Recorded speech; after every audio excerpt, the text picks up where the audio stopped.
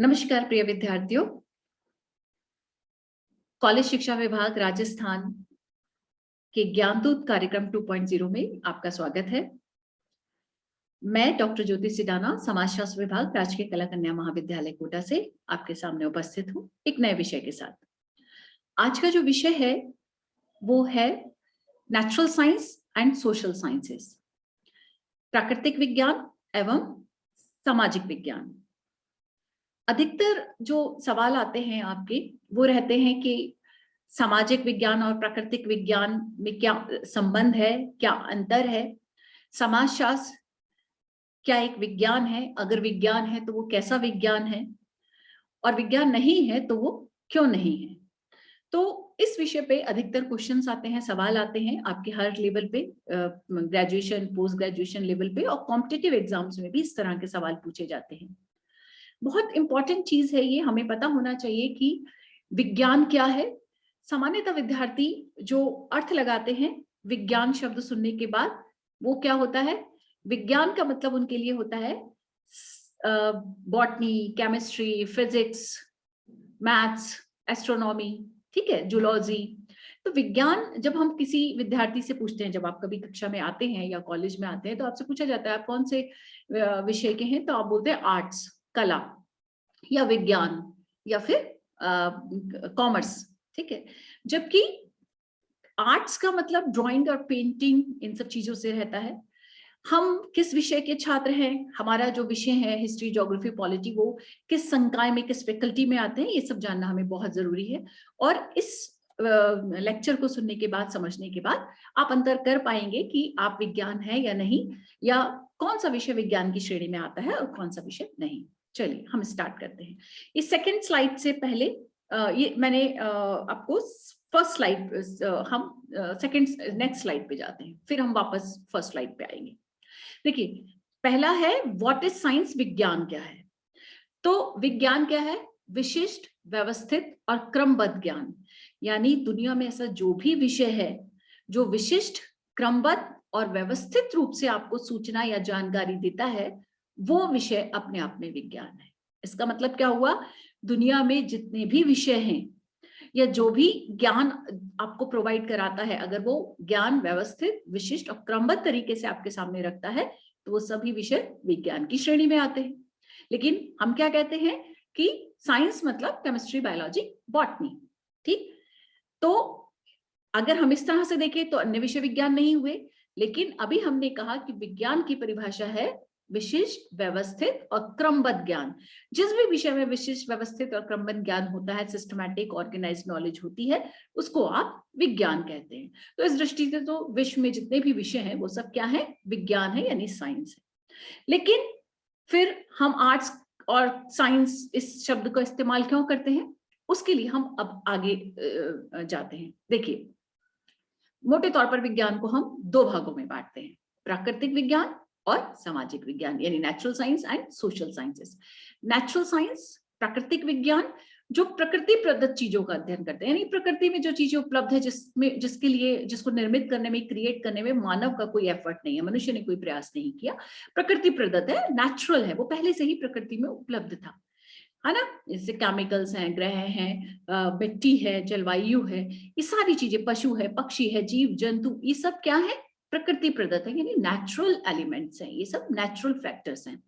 और इन सब की स्टडी करने वाले जो विषय हैं उनको आप प्राकृतिक विज्ञान कहते हैं। मतलब नॉर्मल भाषा में या सामान्य भाषा में आप जिसे विज्ञान कहते हैं वो प्राकृतिक विज्ञान है। क्यों है, क्योंकि वो नेचर में उपलब्ध चीजों का या नेचर मेड चीजों का अध्ययन करते हैं। क्लियर, आगे हमने लिख दिया, जैसे जीव विज्ञान, बॉटनी, केमिस्ट्री, फिजिक्स, एस्ट्रोनॉमी, ठीक है। दूसरी तरफ सामाजिक विज्ञान, जो मनुष्य द्वारा निर्मित चीजों का अध्ययन करते हैं, जैसे समाज है, संस्कृति है, व्यक्ति है, मनुष्य का व्यवहार है, राज्य है, राजनीति है, इन सब का अध्ययन कौन करते हैं, सामाजिक विज्ञान, यानी मनुष्य, मैन मेड जो क्रिएशन है उनकी स्टडी करने वाले विषय जो है वो समाज विज्ञान यानी सोशल साइंसेस कहलाते हैं। बहुत सामान्य सा अंतर है दोनों के बीच में, कि सभी विषय विज्ञान हैं क्योंकि सभी विषय व्यवस्थित, क्रमबद्ध और विशिष्ट ज्ञान देते हैं। विशिष्ट शब्द का अर्थ क्या है, विशिष्ट शब्द का यहाँ अर्थ ये है कि जैसे इतिहास, इतिहास किस चीज का अध्ययन करता है? अतीत का। अतीत में जो घटनाएं घट चुकी हैं किसी भी देश में, समाज में, राज्य में, उन सब का अध्ययन हम इतिहास में करते हैं, यानी जो बीत चुका है, जो हो चुका है। आप इतिहास में यही पढ़ते हैं ना, 18वीं शताब्दी में क्या हुआ, 17वीं में क्या हुआ, यानी वर्तमान से पूर्व का जो समय है, यानी जो बीत चुका है, अतीत हो चुका है, उसके बारे में आप पढ़ते हैं। उसमें वर्तमान की स्टडी नहीं होती, अतीत की। तो अतीत का अध्ययन करने वाला विषय इतिहास है, इसलिए ये विशिष्ट है। यानी उस इतिहास का जो सब्जेक्ट मैटर है वो अतीत का है, तो अतीत का अध्ययन केवल इतिहास में ही किया जाएगा, इसलिए हमने कहा ये विशिष्ट होता है, विशिष्ट ज्ञान देता है। हर विषय अपने आप के लिए विशिष्ट है। ऐसे ही मनोविज्ञान में आप पढ़ते हैं, आप सभी विषय जो देखेंगे उसमें आप कहेंगे कि मनोविज्ञान में भी हम व्यक्ति के बारे में पढ़ते हैं, समाजशास्त्र में भी मिल जाता है, राजनीति में भी मिल जाता है, अर्थशास्त्र में भी व्यक्ति मिल जाता है, तो सभी जगह मिल जाता है, तो फिर वो विशिष्ट कैसे हुआ? नहीं, अंतर है। राजनीति शास्त्र में आप व्यक्ति की जगह नागरिक का अध्ययन करते हैं, मनोविज्ञान में आप व्यक्ति का अध्ययन करते हैं, और वही व्यक्ति समाज शास्त्र में सामाजिक इकाई, सोशल एक्टर हो जाता है, यानी सामाजिक प्राणी बन जाता है। तो हर जगह उस व्यक्ति का रोल, भूमिका जो है, उसका वो रिप्रेजेंटेशन है, वो बदल जाता है, उसका अर्थ बदल जाता है, उसके पर्पस बदल जाते हैं, तो वो उस विषय के लिए विशिष्ट हो जाता है। क्लियर? जैसे मैंने कहा भी कि मनोविज्ञान है, तो मनोविज्ञान में आप करते हैं मनुष्य के मन का, व्यक्तित्व का, व्यवहार का अध्ययन, है ना। आप में से बहुत सारे विषयों के पास, बहुत सारे विद्यार्थियों के पास साइकोलॉजी यानी मनोविज्ञान होगा, तो आप देखते हैं कि हम मनोविज्ञान में व्यक्ति के व्यवहार का, उसकी भावनाओं का, उसकी इमोशंस का, उसकी बुद्धि लब्धि का, उसके इंटेलिजेंस का, इन सब की हम स्टडी करते हैं, मेमोरी का, परसेप्शन का, ये सारे टॉपिक्स आप उसमें पढ़ते हैं, उसके सब्जेक्ट मैटर में। तो ये विषय केवल मनोविज्ञान में ही पढ़ाए जाते हैं, ठीक है। और इसीलिए मनोविज्ञान उसके लिए विशिष्ट, मनोविज्ञान की विषय सामग्री उस विशिष्ट हो गई। तो इस तरह से हर विषय विशिष्ट ज्ञान देता है। क्रमबद्ध हमने लिखा, तो क्रमबद्ध इसलिए क्रमबद्ध और व्यवस्थित कि क्रम से देता है। आप देखिए बुक जब आप पढ़ते हैं कोई, तो उसमें फर्स्ट, सेकंड, थर्ड, फोर्थ ऐसे क्रम से चैप्टर्स होते हैं। तो क्रमबद्ध क्यों होते हैं वो चैप्टर? क्योंकि पहले उस विषय के ओरिजिन के बारे में, उसकी उत्पत्ति के बारे में बताया जाएगा, फिर उसके विकास के बारे में, उसके जो फाउंडर है और प्रोपाउंडर है उन सब के बारे में, संस्थापक जो है और उसके और समर्थक हैं, सपोर्टर्स हैं, उन सब के, ऐसे धीरे धीरे धीरे सब्जेक्ट मैटर विकसित होता चला जाता है और उसमें इनकॉर्पोरेट हो जाता है।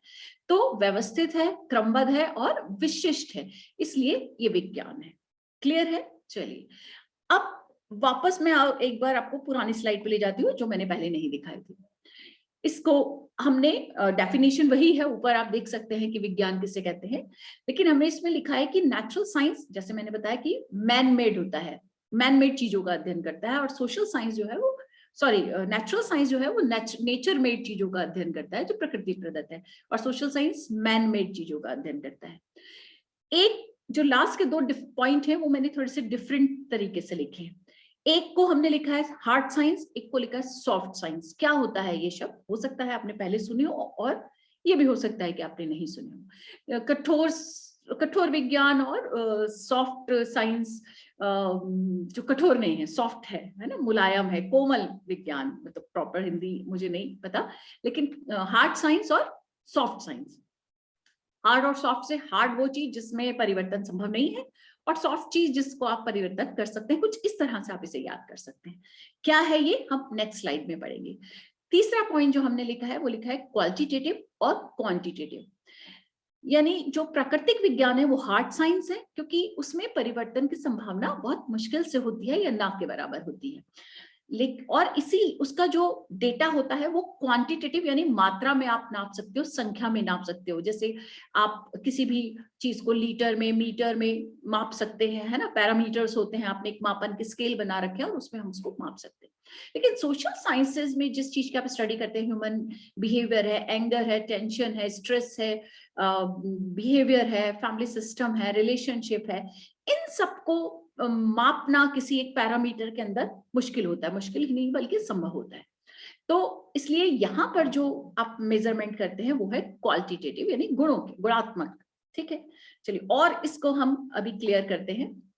दो शब्द अभी मैंने आपके सामने इस्तेमाल किए, हार्ड साइंस और सॉफ्ट साइंस, ऐसे ही क्वांटिटेटिव और क्वालिटेटिव, इन शब्दों को यहाँ क्लियर करना बहुत जरूरी है।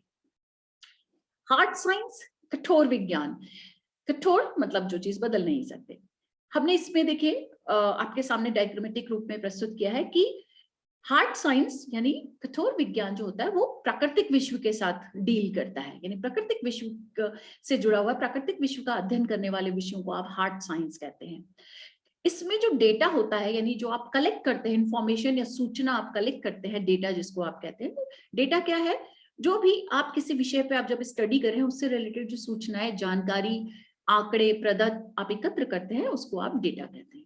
तो जो डेटा होता है उसको हम नंबर्स में यानी संख्या में, ग्राफ्स में, पिक्टोरियल रूप में आप उसको प्रस्तुत कर सकते हैं, है ना। जैसे आपके पास थर्मामीटर है तो आप मेजर कर लेते हैं कितना बुखार है, 100 डिग्री, 99 डिग्री, 102 डिग्री, 104 डिग्री। ऐसे ही लीटर में आप किसी भी लिक्विड को माप सकते हैं, मीटर से आप चीजों को नाप सकते हैं, है ना। भौगोलिक दूरी आप नाप सकते हैं, मौसम का टेम्परेचर नाप सकते हैं, समुद्र की गहराई, आकाश की ऊंचाई, सब कुछ आप एक मापन के जरिए नाप सकते हैं। इसलिए हमने कहा जो हार्ड साइंस में जो विषय होते हैं वो मापे जा सकते हैं, उनका मेजरमेंट किया जा सकता है और ग्राफिकल तरीके से भी उन्हें प्रस्तुत किया जा सकता है।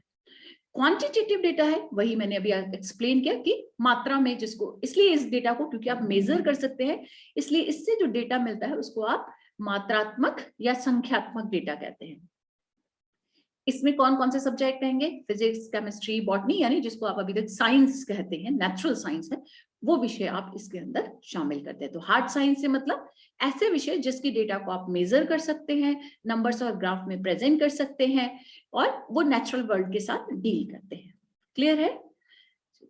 अब दूसरी तरफ इसके अपोजिट है सॉफ्ट साइंस।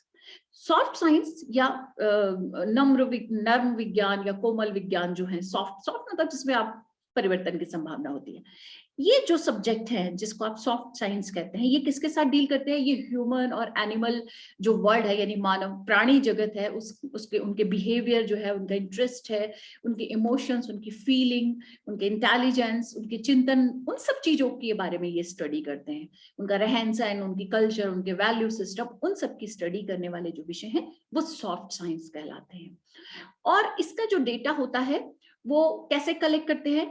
जैसे मैंने कहा था कि ये क्वालिटेटिव मेजर डेटा होता है। इसका क्यों होता है? क्योंकि आप इसको मेजर नहीं कर सकते। जैसे मैं कितनी गुस्सा हूं, क्या आप इसे नाप सकते हैं कि मेरे अंदर आज 1 किलो गुस्सा है या 1 लीटर गुस्सा है या इतने सेंटीमीटर गुस्सा है? नहीं। कोई कितना खुश है, हम कह सकते हैं, जब आपसे पूछे कोई कि आप बहुत खुश दिखाई दे रहे हैं तो आप कितने खुश है, तो आप मेजर कर सकते हैं आप कितने खुश है? 1 किलो, 2 किलो, 1 लीटर, 2 लीटर? नहीं। आप कितने कमिटेड हैं किसी चीज के लिए, तो आपका कमिटमेंट, आपकी भावनाएं, आपके इमोशंस, ये मेजर नहीं किए जा सकते। और इनको मेजर नहीं किया जा सकता, इनका वर्णन या विवेचन किया जा सकता है। ठीक है, इसलिए इसको क्वालिटेटिव यानी गुणात्मक प्रदत्त कहते हैं। और ये कैसे कलेक्ट करते हैं? जैसे लोगों की ओपिनियन, आपको अगर डेटा कलेक्ट करना है कि एक व्यक्ति कितना ईमानदार है, तो आप उससे संबंधित लोगों से जाके उसके बारे में राय लेते हैं। तो राय कितनी उसके पक्ष में है, उतना आप उसका ईमानदारी का लेवल उस पर लगा देते हैं कि 50 लोगों से पूछा, उसमें से 30 लोगों ने कहा ये ईमानदार है, 20 ने कहा, तो आप वो एक उस तरह से मेजर करते हैं कि ये ईमानदार है कि बेईमान है, यानी उसका कमिटमेंट कितना है, उसमें ईमानदारी कितनी है, उसमें सच्चाई कितनी है। तो हम लोगों की ओपिनियन के माध्यम से, राय यानी मत के माध्यम से, लोगों के सुझाव के माध्यम से, उसके विवेचन इंटरप्रिटेशन के माध्यम से, उससे व्यवहार करके, इंटरैक्शन करके जान सकते हैं। और इस तरह से बहुत सारी चीज, इन सब मेथड से हम जो है अवलोकन करके, ऑब्जर्व करके भी हम लोगों के बिहेवियर को, उसके इंटरेस्ट को, उसके कमिटमेंट को, ये सब चीजें हम जान सकते हैं, लेकिन हम इनको मेजर नहीं कर सकते। और जिस डेटा को हम मेजर नहीं कर सकते उसको हम क्वालिटेटिव यानी गुणात्मक प्रदत्त कहते हैं। एक चीज और, अच्छा, इसमें सब्जेक्ट कौन कौन से आते हैं? इसमें जो भी आप, जिनको आप अभी तक आर्ट्स कहते हैं, यानी सोशल साइंस, जो साइंसेस जो है, समाज का स्टडी करने वाले विषय हैं, या समाज और मनुष्य का, तो मनोविज्ञान, राजनीति शास्त्र, public ad, political, anthropology, sociology, वो सब इसके अंतर्गत आते हैं। ठीक है, चलिए।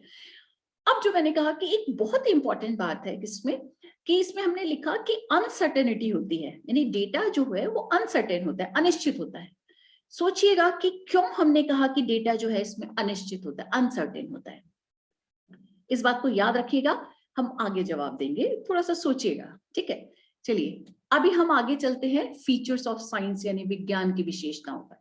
तो विज्ञान की विशेषताएं कौन कौन सी हैं? मैंने मोटे तौर पर कुछ विशेषताएं आपके सामने लिखी हैं। जैसे पहली है ऑब्जर्वेशन यानी अवलोकन।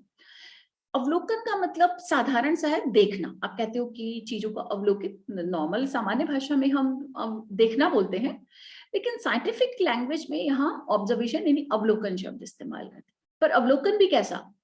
नॉर्मली आप चीजों को देखते हुए चल रहे हैं, वो साइंटिफिक ऑब्जर्वेशन नहीं है, वो वैज्ञानिक अवलोकन नहीं है।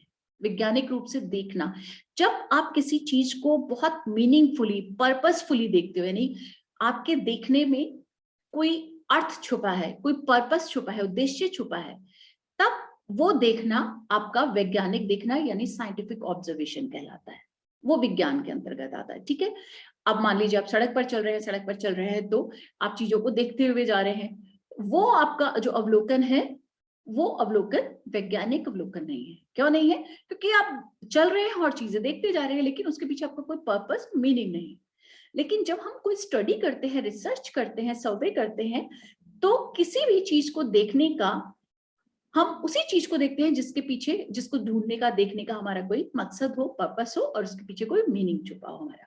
तो मीनिंगफुली और पर्पसफुली जब हम किसी चीज को देखते हैं, उस देखने को आप साइंटिफिक ऑब्जर्वेशन यानी वैज्ञानिक दृष्टि से अवलोकन कहते हैं। क्लियर है? अब अवलोकन करने में ज्ञानेंद्रियों का इस्तेमाल होता है। क्या आपको लगता है कि केवल हम आंखों से देखते हैं? नहीं, नो डाउट आंखें देखने का काम करती हैं, लेकिन आपकी जो पांचों ज्ञानेंद्रियां हैं, वो सभी ज्ञानेंद्रियां ऑब्जर्वेशन में कंट्रीब्यूट करती हैं। कैसे करती हैं? जैसे आप, जैसे हमने आंखों ने किसी चीज को देखा, देखने के बाद उसकी इमेज हमारी मेमोरी, हमारे मस्तिष्क में बनती है। तो जो हमारे जो ज्ञानेंद्रियां है, वो सूचना वहां तक पहुंचाने का काम करती हैं। इन्फॉर्मर्स जो होते हैं हमारी बॉडी में, वो आपके मस्तिष्क तक सूचना पहुंचाते हैं। तो कोई चीज आपके सामने आई तो हमारी आंखों ने परसेप्ट किया, रिसीव किया, देखा, उसका प्रत्यक्षीकरण हुआ। फिर उस प्रत्यक्षीकरण की हमारे दिमाग में इमेज बनी। इमेज को हमारी मेमोरी ने अगर पहले देखा है तो उसने उसको रिकॉल किया, और रिकॉल करने के बाद वो उसके साथ सामंजस्य बैठाता है और उसको फिर एक मीनिंग देता है।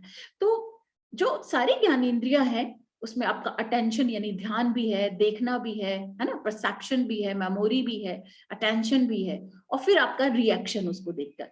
तो अवलोकन शब्द बहुत छोटा दिखता है, लेकिन अवलोकन में आपकी पांचों ज्ञानेंद्रियां काम करती हैं, तब जाके हम साइंटिफिक ऑब्जर्वेशन करते हैं। क्लियर? नेक्स्ट पॉइंट है कंपैरिजन यानी तुलना। तुलना का मतलब होता है दो चीजों में अंतर करना, सीधी सी बात है, डिफरेंस करना। तो तुलना जब हम करते हैं, या तो पूर्व और वर्तमान में, या वर्तमान के बाद भविष्य का हम पूर्वानुमान लगाते हैं कि आज ऐसा है तो कल ऐसा होगा। तो जब हम डिफरेंस करते हैं, दो चीजों के बीच में अंतर करते हैं, तो उसको हम तुलना करना कहते हैं। साइंस की एक बहुत इंपॉर्टेंट विशेषता है कंपैरिजन, तुलना करना। नेक्स्ट है प्रयोग, एक्सपेरिमेंट करना। विज्ञान क्या है? विज्ञान में आप कौन कौन से मेथड इस्तेमाल करते हैं? उसमें हम ऑब्जर्वेशन भी करते हैं और खासतौर से एक्सपेरिमेंट करते हैं। क्यों करते हैं? क्योंकि जो प्राकृतिक विज्ञान है उसमें एक लैब होती है, और उस लैब में टेम्परेचर है, लाइट है, हीट है, और केमिकल्स हैं, इन सब के बीच में रहकर आप अध्ययन करते हैं, तो इनको कंट्रोल किया जाता है। तो एक्सपेरिमेंट क्या है? कंट्रोल्ड ऑब्जर्वेशन, यानी नियंत्रित दशाओं में की गई या नियंत्रित स्थितियों में किया गया अवलोकन ऑब्जर्वेशन एक्सपेरिमेंट कहलाता है। तो प्रयोग को अगर परिभाषित करना हो तो क्या कहेंगे? Controlled observation is known as experiment. तो प्रयोग हो गया नियंत्रित स्थितियों में। नियंत्रित स्थिति क्यों कह रहे हैं? क्योंकि लैब में आप क्या करते हैं, वो जो जितने भी इंस्ट्रूमेंट हैं, केमिकल्स है, हीट, लाइट, इन सबको आप कंट्रोल करते हैं कि किसी भी चीज को बनाते समय इतना हीट चाहिए, इतना लाइट चाहिए, इतना, तो वो सब आप टेम्परेचर सब कंट्रोल करता है, और जो रिसर्चर होता है, जो साइंटिस्ट होता है, और फिर जाकर वो चीज तैयार होती है या वो चीज निर्मित होती है, उस पर आप experiment, that is known as experiment, प्रयोग। फिर है वस्तुपरकता, ऑब्जेक्टिविटी। ऑब्जेक्टिविटी का मतलब होता है कि निष्पक्ष होकर, तटस्थ होकर किसी चीज का अध्ययन करना, जो जैसा है उसको वैसा ही प्रस्तुत करना, उसका वैसा ही अर्थ निकालना।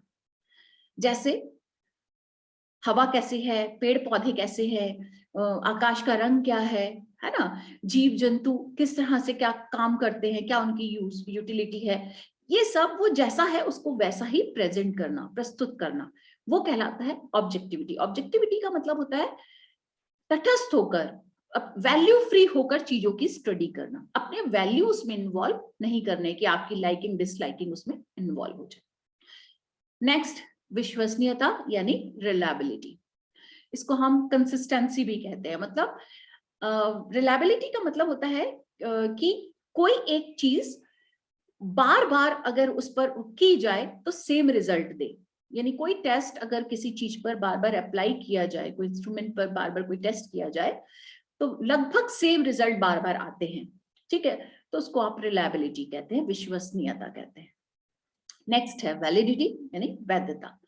वैलिडिटी का मतलब होता है, वैसे तो आजकल वैलिडिटी शब्द जब आप लोग रिचार्ज कराते हैं अपना कूपन और फोन तो उसमें आता है इतने दिन की वैलिडिटी है, यहाँ वो वैलिडिटी नहीं है कि कितने दिन चलेगा। वैलिडिटी का मतलब है साइंस में कि कोई चीज मतलब कोई इंस्ट्रूमेंट जिस चीज का, जिस गुण या विशेषता का मापन करने के लिए बनाया जाता है केवल उसी को मेजर करे, तो आप कहते हैं कि इसमें वैलिडिटी है, इस टेस्ट में, इस इंस्ट्रूमेंट में वैलिडिटी है। मान लीजिए थर्मामीटर है, तो थर्मामीटर से आप क्या मेजर करते हैं, ह्यूमन बॉडी का टेम्परेचर, ठीक है। बैरोमीटर है, उससे एयर टेम्परेचर मेजर करते हैं। ऐसे सिस्मोग्राफ से आप भूकंप मापी यंत्र जो होता है इससे आप भूकंप को मेजर करते हैं, उसकी तीव्रता को मेजर करते हैं।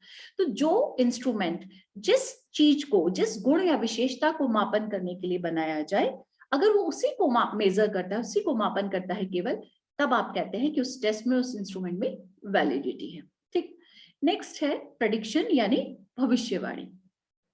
भविष्यवाणी, भविष्यवाणी का मतलब होता है फोरकास्ट, मतलब पूर्व कथन या पूर्व अनुमान लगाना, किसी भी चीज के बारे में पूर्व कथन करना। जैसे मौसम विज्ञान, मौसम विज्ञान में आप यही करते हैं ना कि कुछ सिम्टम देख के कि बादल हो रहे हैं, नमी हो रही है, बहुत ज्यादा क्या क्या चीजें हो रही हैं, उसको देख के आप अनुमान लगा लेते हैं कि आज बारिश होगी या 3 दिन मौसम ऐसा रहेगा, ठंड रहेगी, गर्मी ज्यादा रहेगी, ह्यूमिडिटी है तो ऐसा रहेगा, कहाँ भूकंप आने वाला है, कहाँ शीतलहर चलने वाली है, ये सब मौसम विज्ञानी कैसे बताते हैं। वो जो कुछ सिम्टम के आधार पर जो मौसम में बदलाव है, धरती पर जलवायु पे जो बदलाव होते हैं, उन सिम्टम्स के आधार पर वो एज्यूम करते हैं, पूर्व कथन करते हैं, उसको ही आप प्रेडिक्शन करना कहते हैं, ठीक है। नेक्स्ट है सामान्यीकरण और जनरलाइजेशन। जनरलाइजेशन का मतलब होता है कि एक रिजल्ट, एक टेस्ट आपने किया, एक एक्सपेरिमेंट आपने किया किसी लैब में या कहीं, तो वो जो उसके रिजल्ट आए, वो अगर सेम रिजल्ट सभी जगह हमें मिलते हैं तो हम कहते हैं कि हमारा जो रिजल्ट है, आउटकम है, वो जनरलाइज्ड हो गया, यानी सामान्यीकृत है। फॉर एग्जाम्पल, जैसे हाइड्रोजन और ऑक्सीजन, H2O, हाइड्रोजन के 2 अणु और ऑक्सीजन का 1 अणु आपने मिलाया तो क्या बना, पानी। H2O से बनता है पानी। आप दुनिया के किसी भी कोने में जाइए और अगर यही आप मेज रखते हैं कि H2O मिक्स करते हैं तो पानी ही बनेगा। तो आपने जनरलाइज कर दिया, सामान्यीकृत कर दिया कि इन दोनों को मिलाने से पानी बनता है, ठीक है। चलिए, ये तो हो गई विज्ञान की विशेषताएं कि विज्ञान ये होता है। अब सवाल उठता है कि क्या हम विज्ञान है या नहीं, ठीक है। और हम अगर विज्ञान है तो हम प्राकृतिक विज्ञान है या सामाजिक विज्ञान। विज्ञान तो हम हैं क्योंकि हमने शुरू में ही कहा था कि हर वो विषय विज्ञान है जो व्यवस्थित, क्रमबद्ध और विशिष्ट ज्ञान देता है। तो ये तो तय है कि समाज विज्ञान भी यानी समाज शास्त्र भी एक समाज विज्ञान है, तो एक विज्ञान है, लेकिन कौन सा, प्राकृतिक या समाज विज्ञान। हम समाज विज्ञान है, सोशल साइंस की कैटेगरी में आते हैं, ठीक है। नेक्स्ट, अब है डिफरेंस, दोनों के बीच में अंतर क्या है नेचुरल साइंस में और सोशल साइंस में। एक अंतर तो मोटे तौर पे, एक क्या बल्कि हमने अभी 2-3 अंतर देखे। एक हमने कहा हार्ड साइंस है, एक सॉफ्ट साइंस है, एक क्वांटिटेटिव डेटा को बताता है और एक क्वालिटेटिव डेटा। एक मैन मेड चीजों का अध्ययन करता है, एक नेचुरल मेड का अध्ययन करता है। तो 3 तो मोटे तौर पर अंतर आप डेफिनेशनल पार्ट में पढ़ चुके हैं। अब कुछ और अंतर भी हम इसमें शामिल कर लेंगे। जैसे पहला हमने लिखा है कि कुछ ऐसा होता है कि सिमिलर वर्ड्स जब होते हैं, उनके नेचुरल साइंस में तो जो वर्ड होता है उसका एक ही मीनिंग होता है ना। जो भी चीजें जैसे वैलिडिटी, ऑब्जेक्टिविटी, सब्जेक्टिविटी, इन सबके एक ही सिंपल, एक ही मीनिंग होते हैं। ज्यादातर ऐसा यही होता है, अधिकांशतः कि एक ही मीनिंग को रिफ्लेक्ट करते हैं वो। लेकिन सोशल साइंसेज में एक ही वर्ड के कई बार, एक तो सिमिलर वर्ड्स बहुत सारे होते हैं और एक ही वर्ड के कई मीनिंग होते हैं, ऐसा भी होता है ना। और अनेक मीनिंग का, एक मीनिंग के कई वर्ड्स भी होते हैं। तो इसकी वजह से जो क्या होता है कि सोशल साइंसेज में कई बार प्रॉब्लम आती है। मैंने एक वर्ड यूज किया, एक वर्ड जो है वो बहुत मीनिंग में इस्तेमाल करता है। मान लीजिए मैंने एक शब्द यूज किया अपने रिसर्च में या राइटिंग में, और उसका जो मैंने मीनिंग ड्रॉ किया था, हो सकता है पढ़ने वालों ने उसका वो मीनिंग नहीं ड्रॉ किया हो, उसकी समझ में उसने कोई दूसरा मीनिंग ड्रॉ कर दिया। तो इससे क्या हो जाता है कि कॉम्प्लेक्सिटी जनरेट हो जाती है सोशल साइंसेज में, क्योंकि बहुत सारे मीनिंग होते हैं। नेक्स्ट है रिसर्च इन्वॉल्वमेंट, रिसर्चर इन्वॉल्वमेंट। जो रिसर्च करने वाला है, अनुसंधान करता है, उसकी सहभागिता कितनी होती है। नेचुरल साइंस में जो रिसर्चर होता है, जो वैज्ञानिक या शोधकर्ता होता है, उसका जो इन्वॉल्वमेंट होता है उस रिसर्च में जो वो कर रहा है, वो उसकी रिसर्च को इफेक्ट नहीं करती, उस पर कोई प्रभाव नहीं डालती उसकी। लेकिन नेचुरल साइंस, सोशल साइंसेस में ऐसा होता है, क्योंकि मैन जो है वो मैन की ही स्टडी कर रहा है। मैन मेड चीजें हैं, ह्यूमन बिहेवियर है, ह्यूमन पर्सनालिटी है, उसका इंटरेस्ट है। तो वो जो चीज का अध्ययन कर रहा है वो मनुष्य कर रहा है, और जिस चीज का कर रहा है वो भी मनुष्य है। तो मनुष्य द्वारा जब मनुष्य का अध्ययन किया जाता है, तो उसके पर्सपेक्टिव, उसकी लाइकिंग डिसलाइकिंग की का प्रभाव जो है वो उस सब्जेक्ट पर, उस स्टडी पर पड़ जाता है। इसलिए उसका इन्वॉल्वमेंट उस तरह से हो जाता है जो उसकी स्टडी को प्रभावित कर सकता है। जबकि नेचुरल साइंस में ऐसा नहीं होता, क्योंकि वो नेचर मेड चीजों की स्टडी कर रहा है, तो उसका जो प्रभाव है उतना व्यक्ति का उस पर नहीं पड़ता। नेक्स्ट है रिसर्च पैराडिम। पैराडिम कहते हैं एक तरह से मॉडल या प्रारूप आप समझ सकते हैं। तो जो नेचुरल साइंस होती है, नेचुरल साइंस में हम पॉजिटिविस्टिक पैराडिम या प्रारूप का मॉडल का इस्तेमाल करते हैं, यानी जो वैज्ञानिक पद्धतियों से जिसकी हम स्टडी करते हैं। वैज्ञानिक पद्धति जैसे अभी अपने पढ़ा विज्ञान में क्या क्या होता है, तो विज्ञान की जो सारी विशेषताएं अभी आपने पढ़ी, उनको शामिल करते हुए हम उसका एक प्रारूप तैयार करते हैं। तो वो जो मेथड होता है वो पॉजिटिविस्ट पैराडिम होता है, जिसकी चर्चा आपको ध्यान होगा समाजशास्त्र के जनक अगस्त कोंत ने की थी। उन्होंने पॉजिटिविस्टिक पर्सपेक्टिव दिया था, क्योंकि वो भी फिजिक्स से रिलेटेड थे, फिजिक्स का अध्यापन करने वाले थे, इसलिए उन्होंने जो है पॉजिटिविज्म की बात की थी, प्रत्यक्षवाद की बात की थी। लेकिन हम सोशल साइंसेज में बहुत सारे प्रारूप यानी मल्टीपल पैराडिम का इस्तेमाल करते हैं। उसमें प्रत्यक्षवादी भी है, उत्तर प्रत्यक्षवादी भी है, क्रिटिकल भी है, फेमिनिज्म भी है, कंस्ट्रक्टिव भी है यानी नारीवादी परिप्रेक्ष्य, सिंबॉलिक है, प्रतीकात्मक अंतःक्रियावाद है, संघर्षवादी है, नारीवादी है, रेडिकल है, संरचनात्मक प्रकार्यवादी है। बहुत सारे पैराडिम या प्रारूप या मेथड का आप इस्तेमाल करते हैं, मॉडल्स का आप इस्तेमाल करते हैं चीजों को समझने में। तो इसलिए नेचुरल साइंस में तो एक पॉजिटिविज्म पैराडिम या प्रारूप या मॉडल का आप इस्तेमाल करते हैं उसको समझने में, लेकिन दूसरी जगह आप सोशल साइंसेस में आप बहुत सारे यानी मल्टीपल पैराडिम इस्तेमाल करते हैं। नेक्स्ट है कि जो ऑन्टोलॉजी का मतलब होता है नेचर ऑफ रियलिटी, जो रियलिटी है उसका नेचर क्या है। तो दोनों की जो का नेचर ऑफ रियलिटी है वो अलग है। जैसे सिंपल सी बात है, जो प्राकृतिक विज्ञान है उसका जो नेचर है, उसकी यथार्थ, उसमें जो घटनाएं घटित होती हैं उनकी रियलिटी अलग है, और वो ऑलमोस्ट सब जगह एक जैसी है, उनमें चेंज की पॉसिबिलिटी भी कम है। लेकिन सोशल साइंसेज में जो रियलिटी है, देखा जाए तो हर एक व्यक्ति मल्टीपल रियलिटी है, हर एक व्यक्ति अपनी अपनी घटना को अलग अलग तरीके से वर्णित करता है। फॉर एग्जाम्पल, कोई घटना घटित हुई और वहां 10 लोग खड़े हैं, मेरे से आप उसके बारे में पूछेंगे तो मैं अपना पक्ष रखूंगी, दूसरा अपना रखेगा, तीसरा। एक ही घटना को आपने 10 लोगों से पूछा तो वो अलग अलग चीजें से, उस तरीके से उसको देखते हैं, समझते हैं और डिस्क्राइब करते हैं। तो यहाँ पर जो कंस्ट्रक्शन ऑफ रियलिटी है, यानी जो सोशल कंस्ट्रक्शन ऑफ रियलिटी है, वो बिल्कुल डिफरेंट तरीके से होता है। जो एक्चुअल में है वो रियलिटी क्या है उसको समझना बहुत मुश्किल होता है, क्योंकि सब अपने अपने पॉइंट ऑफ व्यू से चीजों को समझाने की कोशिश करते हैं। लेकिन नेचुरल साइंसेज में रियलिटी फिक्स होती है, ऑलमोस्ट फिक्स होती है।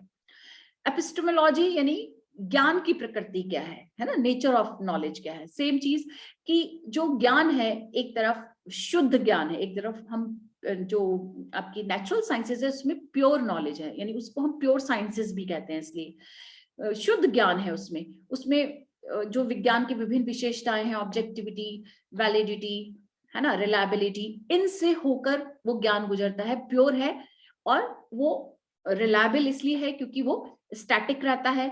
आप यहाँ टेस्ट करें, दूसरी जगह करें, तीसरी जगह करें, मैंने किया, आपने किया, किसी तीसरे ने किया, वो रिजल्ट स्टैटिक रहते हैं। तो वो रिलायबल भी है, वैलिडिटी भी है उनमें, ठीक है, ऑब्जेक्टिविटी भी है, क्योंकि उसमें कहीं जो रिसर्चर है उसने अपने पॉइंट ऑफ व्यू को, अपनी लाइकिंग डिसलाइकिंग को शामिल नहीं किया है, एज इट इज प्रेजेंट किया है।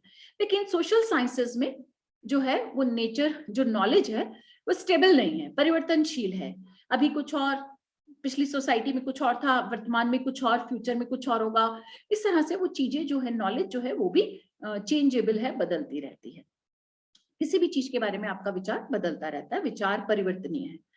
मैथोलॉजी सेम चीज की, साइंस में, नेचुरल साइंसेस में आप कुछ फिक्स्ड है, कुछ निश्चित है, कुछ लिमिटेड ही मेथड्स या टेक्निक का इस्तेमाल करते हैं, जबकि सोशल साइंसेस में there are lots of variety of techniques और टूल्स जिनका आप इस्तेमाल करते हैं। ऑब्जर्वेशन है, कंटेंट एनालिसिस है, आरपीए मेथड है, इंटरव्यू है, ऑब्जर्वेशन है, पार्टिसिपेशन ऑब्जर्वेशन है, इंटरव्यू शेड्यूल है, क्वेश्चनियर है, बहुत सारे मेथड्स हैं जिनका आप इस्तेमाल करते हैं। ठीक है, अपनी सुविधा के हिसाब से, डेटा की, नॉलेज की, फैक्ट्स के हिसाब से हम चीजों को यूज करते हैं।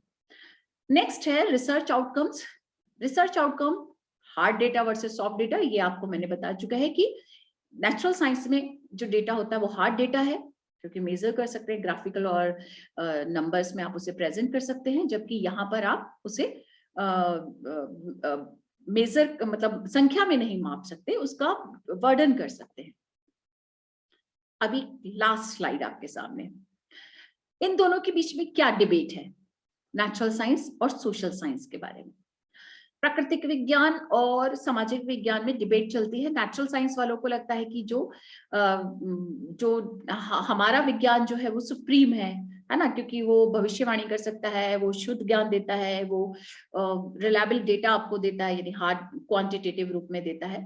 और सोशल साइंस जो है वो, उसकी जो स्टडी है वो सिर्फ अनुमान पर आधारित होती है, वो आज ये है और कल उसके रिजल्ट्स बदल जाते हैं। ठीक है, फिर भी हम यहाँ पर इनके बीच में एक डिबेट है, उसको यहाँ देख लेते हैं।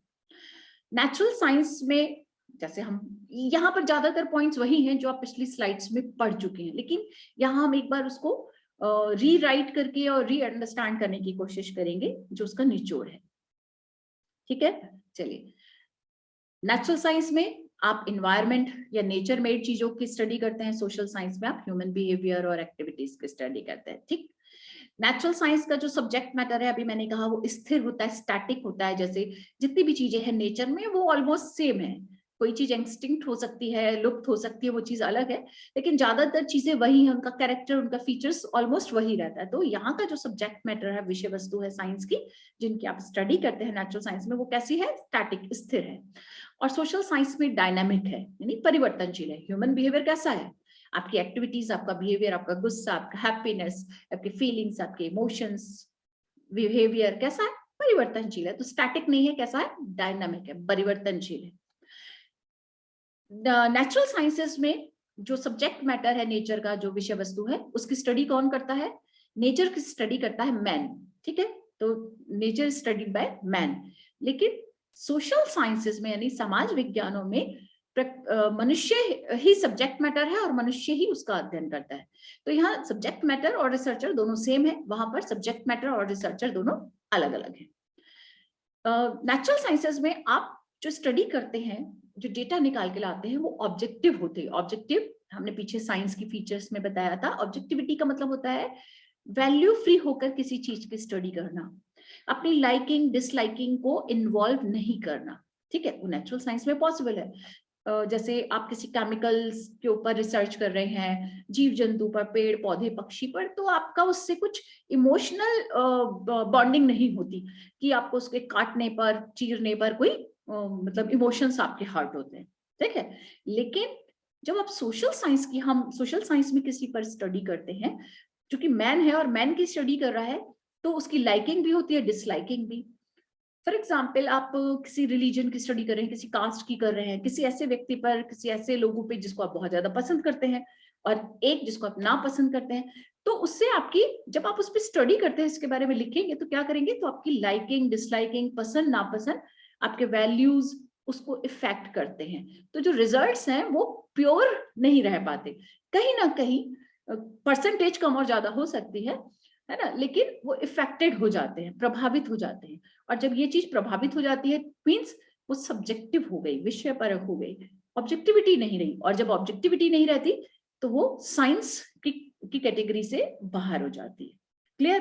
तो नेचुरल साइंसेज में ऑब्जेक्टिविटी मेंटेन रहती है, सोशल साइंसेज में डाउटफुल हो जाती है, प्रश्न चिन्ह लग जाता है। जबकि बात की हम कहीं क्लास में जब ऑब्जेक्टिविटी के टॉपिक को पढ़ेंगे डिटेल में कि प्रॉब्लम ऑफ ऑब्जेक्टिविटी क्या है, तब हम डिटेल में पढ़ेंगे कि जो बाद के सोशल साइंटिस्ट आए, जब नेचुरल साइंस वाले क्लेम करते हैं कि आप जो है ऑब्जेक्टिव नहीं रह सकते और इसीलिए आपकी जो स्टडी या आपके जो डेटा है वो प्योर साइंस की तरह नहीं है, रिलायबल नहीं है, वैलिडिटी नहीं है उसमें, तब इन्होंने जो उसका जो एक ऑल्टरनेट इस्तेमाल किया वो क्या था, जिसमें मैक्स वेबर, अल्फ्रेड शुट्ज के नाम आते हैं, वो हम बाद में एक अलग सब्जेक्ट में टॉपिक के अंदर कवर करेंगे। ठीक है, तो सिंपल है यहाँ पर कि ऑब्जेक्टिव स्टडी यहाँ पॉसिबल नहीं है या कम पॉसिबल होती है, क्योंकि ह्यूमन की स्टडी करता है तो उसकी लाइकिंग डिसलाइकिंग, उसके वैल्यूज, उनको वो न्यूट्रल नहीं कर पाता, कहीं ना कहीं कम या ज्यादा उस पर इफेक्ट पड़ ही जाता है उसके डेटा पे। ये आप पढ़ चुके हैं कि नेचुरल साइंस में आप क्वांटिटेटिव डेटा यानी संख्या में, मात्रा में नाप सकते हैं आप उसको, इसलिए वो हार्ड डेटा है या हार्ड साइंस है। और सोशल साइंस में आप कमिटमेंट को, लव को, इमोशन को, फीलिंग्स को, बिहेवियर को, गुस्से को, हैप्पीनेस को मेजर नहीं कर सकते, तो वो क्वालिटेटिव है, उसको सिर्फ आप वर्डन कर सकते हैं, एक्सपीरियंस कर सकते हैं, ओपिनियन सजेशंस के माध्यम से आप व्यक्त कर सकते हैं। एक जो और सबसे इंपॉर्टेंट है, नेचुरल साइंस में प्रेडिक्शन पॉसिबल है। अभी हमने पढ़ा कि इसमें हम पूर्व कथन कर सकते हैं कुछ सिम्टम्स, कुछ चीजों को देखकर। जैसे आप घर में भी कुछ सिम्टम आपने देखे कि अच्छा ये सिम्टम है तो फीवर होगा, ये है, जैसे आजकल चल रहा है कि एक महामारी चल रही है, तो आप अगर कुछ सिम्टम जैसे अखबारों में आ गया, कहीं डॉक्टर्स ने बता दिया, बहुत सारे चैनल्स पे टेलीकास्ट हो रहा है कि ये सिम्टम आए तो आप समझ जाइए ये है, तो आपने उन सिम्टम को आइडेंटिफाई किया और आपने बता दिया कि ये बीमारी है, ये नहीं है। तो आप कुछ सिम्टम के आधार पर पूर्व कथन कर देते हैं कि ये हो रहा है तो अब ये होगा, जुकाम हो रहा है, नजला हो रहा है, छींकें आ रही हैं, तो अब मुझे कल तक फीवर आ जाएगा। तो ये पूर्व कथन आप कहाँ कर सकते हैं? नेचुरल साइंस जो है वो प्रेडिक्शन कर सकता है कुछ सिम्टम, कुछ चीजों को देखकर। क्या सोशल साइंसेस में प्रेडिक्शन पॉसिबल है? आप कह सकते हैं आज ऐसा समाज है, कल ऐसा होगा, आज मेरा बिहेवियर ऐसा है, कल मेरा बिहेवियर ऐसा होगा, अभी मेरे को इतना गुस्सा है, अभी थोड़ी देर बाद मेरा गुस्सा गायब होगा या ज्यादा होगा कि कम होगा। नहीं, हम सोशल साइंसेज में जिन चीज की स्टडीज करते हैं, बिहेवियर की, नेचर की, इमोशंस, फीलिंग्स, इन सब के बारे में हम फोरकास्ट नहीं कर सकते। क्यों नहीं कर सकते? घूम फिर कर एक ही चीज कि इसकी जो सब्जेक्ट मैटर है वो डायनामिक है, परिवर्तनशील है, इसीलिए आप किसी परिवर्तनशील के बारे में फोरकास्ट नहीं कर सकते। ठीक है, और कर भी दे एजम्पशन तो वो सही भी हो सकती है और गलत भी हो सकती है। ठीक है, देखिए बच्चों, मैंने कोशिश की कि मैं आपको सिंपल तरीके से साइंस की कैरेक्टरिस्टिक्स और नेचुरल साइंस बनाम सोशल साइंस की डिबेट को और उनके डिफरेंस को समझा सकूं। कितनी मैं कामयाब हुई आपको समझाने में मुझे नहीं पता, लेकिन फिर भी हर बार की तरह मैं यही कहूंगी, जो भी डाउट हो, मुझे अच्छा लगेगा कि आप अगर मुझसे सवाल पूछे और मैं आपके सभी सवालों के उत्तर देने की कोशिश करूंगी। थैंक यू बच्चों।